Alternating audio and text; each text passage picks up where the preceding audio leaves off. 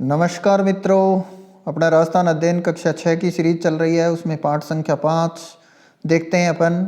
आज़ादी से पूर्व सरकार का स्वरूप, यानी अपना जो भारत आज़ाद हुआ 47 में, उससे पहले और सरकार का क्या स्वरूप था राजस्थान में, उसको अपन पढ़ते हैं। रविवार का दिन था। दिशा अपनी माँ के साथ गांव के पनघट पर पानी भरने गई थी। पानी लेकर आते समय उसने पनघट के पास बने हुए पुराने किले पर कुछ लोगों को घूमते हुए और फोटो खींचते हुए देखा। ये देखकर उसने माँ से प्रश्न किया, ये लोग कौन हैं और यहाँ क्या कर रहे हैं? माँ ने बताया, ये पर्यटक हैं। परी जोड़ अटक, अटक का मतलब होता है घूमना, देखना, और इस पुराने किले को देखने आए। दिशा ने वापस प्रश्न किया, इस किले में ऐसा क्या है जो ये देखने आए? माँ ने बताया, ये किला बहुत पहले इस गांव के जागीरदार ने बनवाया था। वे इसमें रहते थे और इसकी प्राचीनता के कारण पर्यटक इसे देखने आते हैं। अब दिशा ने एक और प्रश्न कर लिया, ये जागीरदार कौन थे और अब वे कहाँ रहते हैं? माँ ने मुस्कुराते हुए कहा, पहले जागीरदार ही गांव के प्रशासक होते थे और इनके पास ही गांव की देख रेख की जिम्मेदारी होती थी। दिशा माँ से कुछ और प्रश्न पूछती, उससे पहले ही घर आ गया। वह उसके प्रश्नों का सिलसिला टूट गया। दिशा के मन में जागीरदार को लेकर कई प्रश्न घूम रहे थे। दूसरे दिन दिशा ने स्कूल में अपने अध्यापक से कक्षा में आते ही प्रश्न पूछ लिया, जागीरदार कौन होते थे? ये अब कहाँ गए? अध्यापक जी ने कहा, चलो आज आपको जागीरदार और जागीरदारी व्यवस्था के बारे में जानकारी देता हूँ। आज़ादी से पहले हमारा राजस्थान वर्तमान स्वरूप में नहीं था। ये मुख्यतः विभिन्न रियासतों में विभाजित था। अपन ने पढ़ चुके हैं, पहले बहुत सारी रियासतें थी राजस्थान में, ठिकाने थे, जागीरदारी प्रथा थी। ये रियासतें स्वतंत्र राज्य की तरह शासन संचालन करती थी। रियासतों के शासक अपने मंत्रियों एवं जागीरदारों की सहायता से शासन का संचालन करते थे। शासक शक्ति का सर्वोच्च केंद्र राजा होता था। शासन का यह प्रकार राजशाही शासन कहलाता था। राजशाही शासन का स्वरूप। राजस्थान की विभिन्न रियासतों राज्यों में सिसोदिया, राठौर, कछवाहा और चौहान आदि वंश शासक राज्य करते थे। ये अलग अलग राज्य थे किंतु शासन व्यवस्था लगभग समान थी। विभिन्न रियासतों में शासन संचालन के लिए केंद्रीय व्यवस्था के पदाधिकारी राजा, मंत्री, भक्सी, खजांची, परगना अधिकारी थे। यानी रियासतों में शासन संचालन के लिए जो सेंटर में व्यवस्था होती थी, उसके जो पदाधिकारी होते थे उनमें राजा, मंत्री, भक्सी, खजांची, परगना अधिकारी ये होते थे। तो इन 4-5 को आपको याद रखना है। सबसे पहले राजा। राजा राज्य की संपूर्ण शक्ति का सर्वोच्च केंद्र होता था। यानी पूरी जो केंद्रीय शक्ति थी, पूरा जो शक्ति का पुट था, वो राजा में निहित होता था। राजा कह देता था, वही सर्वोपरि होता था। सामान्यतः राजा अपने सलाहकारों में मंत्री परिषद के सदस्यों के सहयोग से शासन संचालन करते थे। मंत्री। राजा अपने शासन कार्य में सहायता हेतु मंत्रियों की नियुक्ति करते थे। प्रमुख मंत्री को दीवान कहते थे। यानी आज के संदर्भ में देख सकते हो आप, मुख्यमंत्री राजा है और उसकी जो कैबिनेट में मंत्री होते हैं वो उसके मंत्री, तो उसको भी मिलान कर सकते हो। स्वरूप वही है। हाँ, ये लोग जनता के द्वारा चुन करके जाते हैं, वो चुन करके नहीं जाते थे। वो पीढ़ी दर पीढ़ी एक ही व्यक्ति का शासन चलता था उसमें। और जो प्रमुख मंत्री है, राजा की जो कार्य सहायता हेतु मंत्री नियुक्त होते थे, उसको क्या कहा जाता था? दीवान कहा जाता था। तो ये आप शब्द याद रख सकते हैं। राजा यानी गृह मंत्री भी कह सकते हो आप इसे। राजा समय समय पर इनसे मंत्रणा करके राजकार्य की जटिल समस्याओं को सुलझाते थे। भक्सी। अब ये इंपॉर्टेंट है, सारे आपको याद रखना ही पड़ेगा इन्हें। भक्सी क्या होता है? भक्सी वैसे तो वो नर भक्सी अपन वो शब्द लेते हैं ना, लेकिन ये क्या है?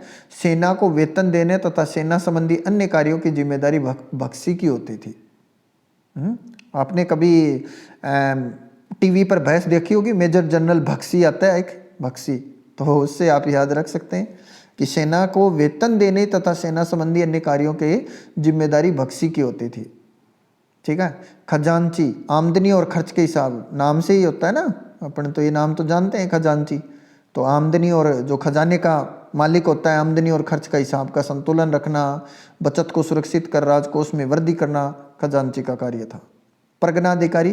राज्य परगनों में विभाजित होता था। यानी आजकल जिले हैं, एक राज्य जिले या एक देश है वो स्टेट में विभाजित है।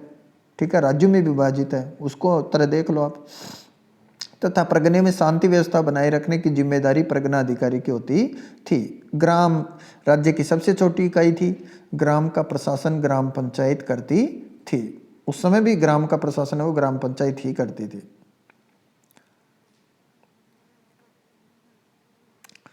जागीरदारी व्यवस्था एक व्यवस्थित राज्य के लिए प्रशासनिक व्यवस्था अनिवार्य तत्व है। राजस्थान के मध्यकाल का संपूर्ण शासन तंत्र राजा और जागीरदारी व्यवस्था पर आधारित था। राजस्थान की जागीरदारी व्यवस्था रक्त संबंध एवं कुलीय भावना पर आधारित थी। मैंने अभी बताया आपको, रक्त संबंध का मतलब होता है खून से। भाई एक राजा बन गया, फिर उसका बेटा, उसी का खून, फिर उसी का बेटा, ऐसे चलता था। या उसका जो कुल का प्रशासनिक और सैनिक व्यवस्था थी, प्रशासनिक और सैनिक व्यवस्था इस रक्त संबंध और कुलीय भावना पर आधारित थी। राजस्थान में जागीरदारी व्यवस्था का मूल तत्व था कि राजा की मृत्यु के बाद बड़ा पुत्र राजा बनता था। राजा अपने छोटे भाइयों को जीवन यापन के लिए भूमि आवंटित करता। भाई बंधु को दी गई इस भूमि का स्वामी जागीरदार कहलाता था। यानी इसका मतलब क्या हुआ, मूल तत्व कौन था, जागीरदारी व्यवस्था का मूल तत्व राजा होता था। राजा की मृत्यु के बाद उसका बड़ा पुत्र राजा बनता और राजा अपने छोटे भाइयों को जीवन यापन के लिए एक भूमि का आवंटन करता था। यानी वो राजा हो गया, फिर वो उन भूमियों को बांटता था अपने भाइयों में, तो वो उसके क्या होते थे, जागीरदार होते थे।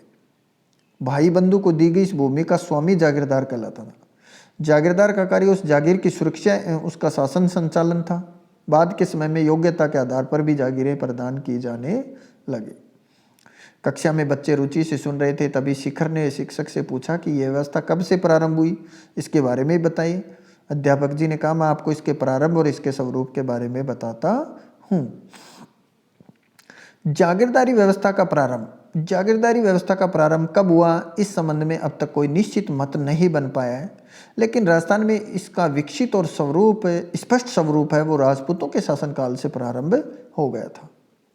राजस्थान भूभाग पर राजपूतों की विभिन्न शाखाओं ने अपने राज्य स्थापित किए, जो उनकी रियासतें कहलाई। रियासतों की सुरक्षा एवं शासन व्यवस्था के संचालन हेतु शासकों ने जागीर व्यवस्था प्रारंभ की। जागीरदारी व्यवस्था का स्वरूप। राजस्थान में ये रक्त संबंध पर आधारित सहगोत्रीय कुलीय व्यवस्था थी। सहगोत्र मतलब एक ही गोत्र के, सगे गोत्र वाले। राजा महत्वपूर्ण प्रशासनिक पदों पर जागीरदारों को नियुक्त करता था। राजा और जागीरदार के संबंध स्वामी और सेवक के नहीं होते थे, बल्कि भाईचारे में सौहार्द पर आधारित होते थे। यानी वो, क्योंकि वो उन्हीं के भाइयों में बटी हुई होती थी, ठीक है। और आपको ये भी बता दूं कि उस समय जो सुरक्षा थी, सेना इन्हीं जागीरदारों के अधीन होती थी। जो आपके सामंत होते थे उनके अधीन होती थी, ठीक है। और वो सामंत ही सुरक्षा का मुख्य बीड़ा उठाते थे। मध्यकालीन जागीरदारी व्यवस्था के स्वरूप में परिवर्तन। मुगल काल में मुगलों से संधि के कारण शासकों की जागीरदारों पर निर्भरता कम हो गई। शासक मुगल मनसबदार बन गए और उन्हें मुगलों का संरक्षण प्राप्त हो गया। इससे शासक जागीरदारों के साथ स्वामी जैसा व्यवहार करने लगे। प्रारंभ में जागीरदार युद्ध एवं शांति के समय राजा को अपनी सेवाएं देते थे, आगे ना वही बात। लेकिन मध्यकाल में सेवाओं के साथ साथ कर व्यवस्था निर्धारित कर दी गई, जिसका उल्लेख जागीर पट्टे में किया जाता था। मुगल शासन प्रणाली की कुछ व्यवस्थाओं का प्रभाव राजस्थान पर भी पड़ा। रियासतों ने अपने प्रशासन को परगनों और ग्रामों में विभाजित किया। अध्यापक ने साथ साथ ही अंग्रेजों के समय की शासन व्यवस्था को भी समझाया। अंग्रेजों का शासन। अंग्रेजी राज्य की स्थापना के साथ ही भारत प्रशासनिक दृष्टि से दो भागों में विभाजित हो गया था। पहला ब्रिटिश भारत और दूसरा रियासती भारत। ब्रिटिश कालीन भारत केंद्र शासित प्रदेशों में 11 प्रांतों से बना हुआ था। सभी प्रांतों के अलग अलग गवर्नर थे, जो कि भारत के गवर्नर जनरल के प्रति उत्तरदायी थे। 1857 क्रांति के बाद ईस्ट इंडिया कंपनी का शासन समाप्त हो गया। अब भारत के प्रशासन का सीधा नियंत्रण इंग्लैंड के ताज एवं संसद के नियंत्रण में आ गया। लॉर्ड कैनिंग को गवर्नर जनरल के साथ साथ भारत का प्रथम वाइसराय नियुक्त किया गया। यानी गवर्नर जनरल का साथ में वाइसराय की बन जाती थी, वो पद बना। फिर वो अंग्रेज सरकार द्वारा विभिन्न अधिनियम पारित करके भारत का शासन संचालन किए जाने लगा। 1935 ईस्वी का भारत सरकार अधिनियम, जिसे 1 अप्रैल 1937 ईस्वी में लागू किया गया, के द्वारा अजमेर मेरवाड़ा के प्रशासन में परिवर्तन लाया गया। अब इसे विदेश एवं राजनीतिक विभाग के स्थान पर भारत सरकार के गृह विभाग के अंतर्गत लाया गया। ये इम्पोर्टेंट है थोड़ा। यानी अजमेर मेरवाड़ा जो उस समय केंद्र शासित प्रदेश होता था, ये सीधा विदेश एवं राजनीतिक विभाग के स्थान पर इसे भारत सरकार के गृह विभाग के अंतर्गत ले लिया गया। मतलब इसमें ये क्या बन गया था, केंद्र शासित प्रदेश बन गया था। गृह विभाग के अंतर्गत आने का प्रमुख प्रभाव ये हुआ कि अब इस क्षेत्र के सभी कानून संघीय कार्यपालिका द्वारा बनाए जाने लगे, न कि गवर्नर जनरल द्वारा। देश की आज़ादी के बाद राजस्थान के एकीकरण की प्रक्रिया शुरू हुई। राजस्थान की प्रथम विधानसभा के लिए 1952 में चुनाव हुआ और टीकाराम पालीवाल प्रथम निर्वाचित मुख्यमंत्री बने। ये था आपकी स्वरूप। जागीर पट्टा क्या होता है, वह पत्र जिसमें शासक द्वारा प्रदान की गई जागीर का उल्लेख होता था। मनसबदारी मुगल काल में प्रचलित एक प्रशासनिक प्रणाली। निर्वाचित चुनाव हुआ। सेना को वेतन देने तथा सेना संबंधी अन्य कार्यों की जिम्मेदारी होती थी किसकी, मेजर जनरल बख्शी। राजस्थान में प्रथम निर्वाचित मुख्यमंत्री कौन थे, टीकाराम पालीवाल। और इनका मिलान करना है ग्राम मुगलकालीन प्रशासनिक व्यवस्था नहीं, वह पत्र जिसमें शासक द्वारा प्रदान की गई जागीर का उल्लेख होता नहीं, राज्य की सबसे छोटी इकाई, ये हो जाएगा। मनसबदारी, ये तो मुगलकालीन प्रशासनिक व्यवस्था है। जागीर पट्टा, वह पत्र जिसमें शासक द्वारा प्रदान की गई जागीर का उल्लेख होता था। तो ये आपका पाठ था। इसमें बहुत सारे शब्द आए हैं, बहुत 4-5 क्वेश्चन बनेंगे इस पाठ से। तो क्वेश्चन की भी हम ला रहे हैं सीरीज, उस पर काम चल रहा है। पहले इन पाठों को पढ़ लीजिए आप, तब तक अभी टाइम है आपके पास में। तो वीडियो को देख करके लाइक कीजिए, शेयर कीजिए, सब्सक्राइब कीजिए चैनल को भी। Thanks for watching my video. जय हिंद, जय भारत।